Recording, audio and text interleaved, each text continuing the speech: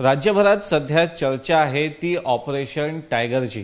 Operation tiger अंतर्गत शिवसेना ठाकरे गटाचे 9 पैकी 6 खासदार हे पक्षांतर करण्याच्या तयारीत असल्याची चर्चा सध्या राजकीय वर्तुळात रंगते।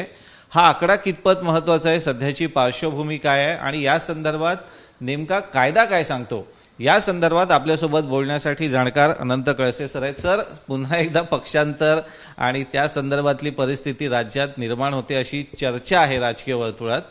जी मी परिस्थिती तुम्हाला सांगितली की ठाकरे गटाचे 9 पैकी 6 खासदार हे पुन्हा एकदा पक्षांतर करण्याच्या तयारीत आहेत।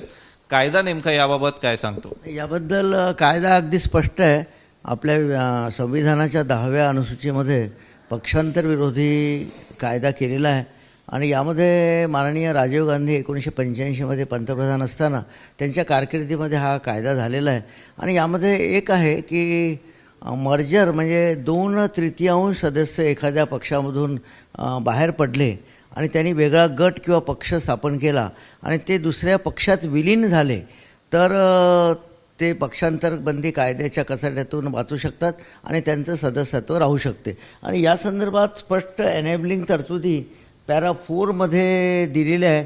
Disqualification on ground of defection not to apply in case of merger for the purposes of this paragraph the merger of the original political party of a member of a house shall be deemed to have taken place if and only if not less than 2/3 of the members of the legislature party concerned have agreed to such merger। आणि विलिनीकरण करण्यामध्ये मर्जरचीच तरतूद आहे, यामध्ये स्प्लिटची तरतूद नाही, ती काढून टाकलेली आहे। त्यामुळे 2/3 सदस्य एखाद्या राजकीय पक्षाचे लेजिस्लेचर पार्टीचे ते जर दुसऱ्या पक्षात त्यांना मर्ज व्हायचं असेल, विलीन व्हायचं असेल तर त्यांचं पॅरा 4 प्रमाणे सदस्यत्व राहू शकतं, वाचू शकतं अँटी डिफेक्शन लॉप्रमाणे। आणि अशा स्पष्ट तरतुदी कायद्यामध्ये केलेल्या आहेत। आता यामध्ये आपण जो प्रश्न विचारला आहे की 9 सदस्यांपैकी 6 सदस्य हे उबाटा पक्षाचे सध्या 9 सदस्य आहे आणि त्यापैकी 6 सदस्य जर हे वेगळे झाले आणि त्यांनी वेगळा गट स्थापन केला आणि ते दुसऱ्या पक्षात मर्ज झाले, विलीन झाले तर त्यांचं सदस्यत्व राहू शकतं। पण या संदर्भात मला असं सांगावंसं वाटतं, पूर्वी या कायद्याचं इंटरप्रिटेशन या शिवसेनेच्या प्रकरणात किंवा बाकीच्या इतर प्रकरणामध्ये अजूनही ते सुप्रीम कोर्टामध्ये पडलेलं आहे।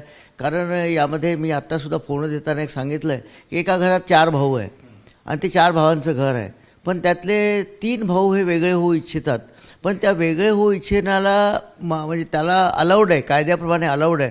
पण या 3 भावांनी कुठल्या तरी वेगळ्या घरात राहिलं पाहिजे किंवा नवीन घर त्यांनी उभारलं पाहिजे, असा त्या कायद्याचं एक स्पिरिट आहे किंवा इंटरप्रिटेशन आहे। कारण त्या कायद्याच्या संदर्भात जेव्हा हा कायदा अंडर पाईपलाईन होता त्यावेळेस मी सुद्धा मी जेव्हा प्रिन्सिपल सेक्रेटरी असताना काही मीटिंग्स अटेंड केल्या होत्या आणि त्यामध्ये सर्व सदस्यांनी असंच त्यावेळेसही मत व्यक्त केलं होतं। या कायद्याचं स्पिरिट जे आहे की ते विलीन झाले पाहिजे, वेगळ्या पक्षात विलीन झाले पाहिजे। पण आता काय होतं याच्यामध्ये की ते 3 भाऊ म्हणतात हे माझंच घर आहे, ओरिजिनल माझंच घर आहे, आणि जो मूळ एक भाऊ आहे त्यालाच हे लोक बाहेर काढतात, असं काहीतरी इंटरप्रिटेशन मागच्या वेळेस झालेलं आहे याच्यामध्ये। पण सर्वोच्च न्यायालयामध्ये हा प्रश्न गेला आहे। सर्वोच्च न्यायालयाने जस्टिस चंद्रचूड साहेबांनी त्यांनीसुद्धा म्हणजे रिटायर्ड होतपर्यंत यावर निर्णय दिलेला नाही।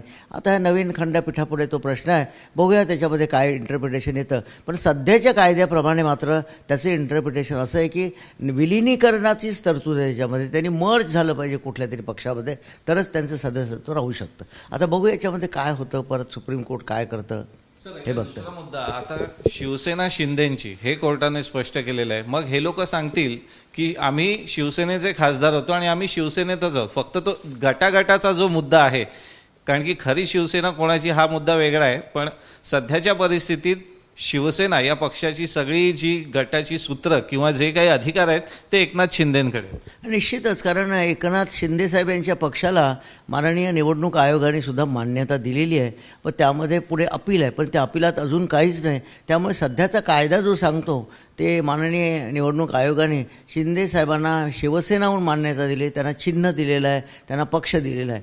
त्यामुळे हे स्पष्ट आहे, अगदी त्याच्यामध्ये अस्पष्टता अशी काहीच नाही। आणि हे 6 जे खासदार आहेत ते शिंदे गटात किंवा शिवसेना पक्षात विलिनीकरण होतील असं एक त्याच्यामध्ये दिसतंय. त्याच्यामध्ये आता शिवसेना हे कोणाची हा प्रश्नच राहिलेला नाही आहे. निवडणूक आयोगाने त्यांना मान्यता दिली. आता ते सुप्रीम कोर्ट कधी निर्णय देईल ते देईल, ते आपल्याला बघता येईल. त्याच्यामध्ये सध्याची राजकीय परिस्थिती पाहता महायुतीचं सरकार जे आहे ते राज्यात भक्कम आहे, त्यामुळे पुढची 5 वर्ष या सरकारला काही धोका नाही आहे. अशा परिस्थितीत आता काही आमदार सुद्धा त्यांच्याकडे येण्याची शक्यता आहे. एक राजकीय विश्लेषक म्हणून तुम्ही मला सांगा की सध्याची परिस्थिती काय सांगते. आता खासदार जर यायचं म्हणतायत, जर या बातमीकडे आपण बघितलं तर आमदार सुद्धा यायचं म्हणतायत, तर याचा राज्याच्या परिस्थितीवर काय परिणाम होईल का? आणि आगामीच्या मुंबई महानगरपालिकेच्या निवडणुका सर्वात महत्त्वाच्या आहेत, त्यावर कितपत प्रभाव पडू शकतो? निश्चितच, कारण जर खासदार चालले त्या शिवसेनेमध्ये आणि जर आमदार जाऊ इच्छितात तर राज्याच्या परिस्थितीमध्ये निश्चित फरक पडेल आणि शिवसेनेची परिस्थिती अगदी भक्कम होईल त्यामध्ये. आणि आता मतदारांनीच कौल दिलेला आहे, कुठली शिवसेना जी आहे ह्या मतदारांनी कौल दिलेला आहे. आणि शिंदेसाहेबांचं जी शिवसेना आहे तीच खरी शिवसेना मताच्या आधारे वगैरे. कारण सादिकलीच्या जजमेंटमध्ये सुप्रीम कोर्टाच्या त्यावेळेस त्यांनी असंच जजमेंट दिलं की ज्याकडे ज्यांना जास्त मतं आहेत किंवा ज्यांना जास्त खासदार आहेत त्यांच्याकडेच हा पक्ष राहील. आणि निवडणुकीमध्ये जनतेनेच कौल दिलेला आहे की शिवसेना ही शिंदेसाहेबांची आहे. त्यामुळे यामध्ये आता काही दुमत नाही. फक्त एवढंच आहे, खासदार फुटून विलिनीकरण होऊन जर शिवसेनेत गेले तर आमदार गेले तर महानगरपालिकेच्या परिस्थितीत निश्चित फरक पडू शकेल आणि ही महानगरपालिकेची सत्ता निश्चितच चेंज होऊ शकेल. आणि याचे राजकीय परिणाम म्हणजे भक्कम होईल. शिवसेना ही युती अगदी भक्कम होईल. आता BJPला सुद्धा अगदी म्हणजे बहुमताच्या जवळपासच मतं 123 मला वाटतं आमदार आहेत त्यांचे, शिवसेनेचे आहेत, राष्ट्रवादीचे आहेत.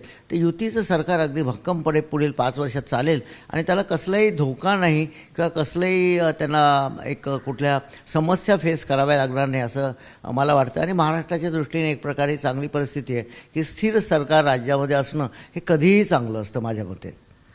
जसं खडसे सर सांगतायत की जर हे ऑपरेशन टायगर यशस्वी झालं तर राज्यात अधिक भक्कम सरकार येईल, ज्याचा स्थानिक स्वराज्य संस्था महापालिकांच्या निवडणुकावर परिणाम होईल. आणि जी बहुप्रतीक्षित आणि बहुचर्चित मुंबई महानगरपालिकेची निवडणूक होणार आहे त्यावर सुद्धा या संपूर्ण परिस्थितीचा परिणाम झाल्याशिवाय राहणार नाही आणि मुंबई महापालिकेत सुद्धा सत्तांतर होताना आपल्याला पाहायला मिळू शकतं.